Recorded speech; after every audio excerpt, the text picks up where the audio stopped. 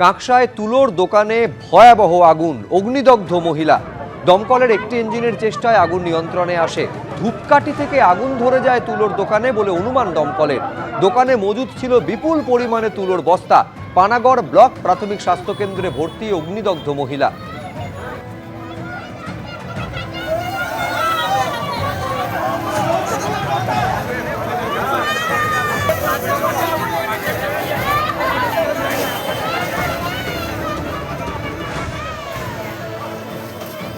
যে পেলোডার দিয়ে সরানোর কাজ চলছিল এই সমস্ত ধ্বংসস্তূপ, সেই পেলোডার বের করে নিতে হয়েছে এবং সেই পেলোডার বের করে নিয়ে আবারও যেহেতু নতুন করে বিভিন্ন জায়গায় আগুন দেখা যাচ্ছে, তাই দমকল বাহিনী আবারও সেই আগুন নেভানোর কাজ শুরু করেছেন। এবং যে জায়গাতে আমরা রয়েছি, এই যে অংশটার ছবি তুমি এই মুহূর্তে দর্শকরা এই মুহূর্তে দেখতে পাচ্ছেন, সেই জায়গাটা হচ্ছে ডেকোরেটর সংস্থার গুদাম, নিউ পুষ্পাঞ্জলি ফ্লাওয়ার্স। এটা একটি ডেকোরেটর সংস্থা, একটি বড় ডেকোরেটর সংস্থা। তাদের বিবিধ কাজকর্ম, প্রচুর কিছু এখানে মজুদ ছিল। সেই নিউ পুষ্পাঞ্জলি ডেকোরেটার্স, তাদের যে গুদাম, তাদের গুদাম আজ এই অবস্থায় রয়েছে। এখন উদ্ধার কাজ চালানোর জন্য যে পেলোডারগুলি নামানো হয়েছিল, যে পেলোডার দিয়ে কিছুটা পথ করা গিয়েছিল, সেখান থেকে দমকল কর্মীরা ঢুকে ভেতরে জল দিচ্ছেন এখনো পর্যন্ত।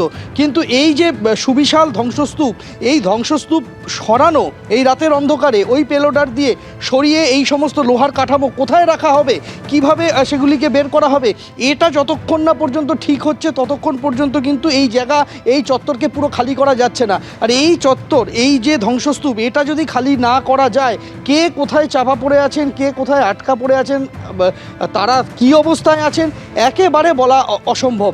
এই মুহূর্তে উদ্ধার কাজ বন্ধ রয়েছে। উদ্ধারকারী দল তারা বাইরে অপেক্ষা করছে। দমকল কর্মীরা আবারও নতুন করে জায়গায় জায়গায় আসছেন, জল দিচ্ছেন।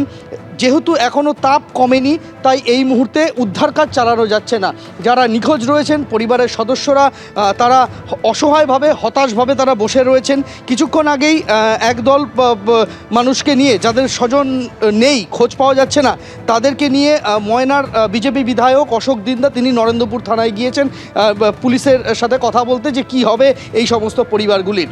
কিন্তু এই যে ধ্বংসস্তূপ, এই ধ্বংসস্তূপকে যদি না সরানো হয়, তাহলে কে কোথায় চাপা পড়ে আছেন কিন্তু বোঝা যাচ্ছে না।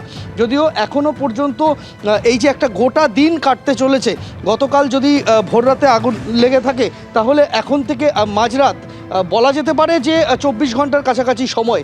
এই ধ্বংসস্তূপ কখন সরানো হবে, কখন এর ভেতরে আটকে থাকা লোকজন কোথায় আছেন তার খোঁজ শুরু হবে, তা কিন্তু এখনই বলা যাচ্ছে না। শুভ্রজিৎ। বেশ সন্দীপ, আপাতত তোমায় ধন্যবাদ। এবিপি আনন্দ, এগিয়ে থাকে, এগিয়ে রাখে।